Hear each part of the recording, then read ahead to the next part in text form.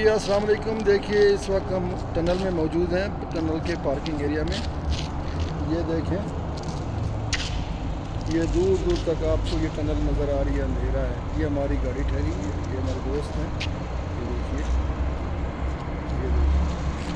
ये देखिए, वो दूर से गाड़ी आ रही है। ये देखें,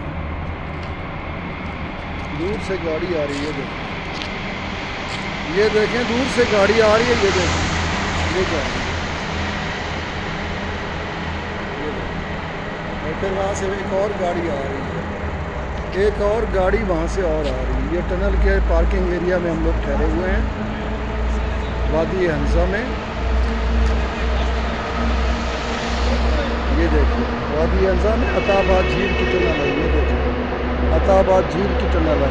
ये देखिए, गाड़ी वो जा रही है, रिफ्लेक्ट पर। ये देखें, ये ट्रक जा रहा है, मिनी ट्रक। और ये देखें, इधर बिल्कुल अंधेरा है। ये तकरीबन 4 किलोमीटर है। थैंक यू, अपना ख्याल रखिएगा। ये देखिए, ये गाड़ी आ रही है। ये देखिए, ये गाड़ी आ रही है। ये देखिए, एक और गाड़ी आ रही है। ये देखिए, ये 2 गाड़ी है। थैंक यू, अल्लाह हाफ़िज़, अपना ख्याल रखिएगा। अल्लाह हाफ़िज़।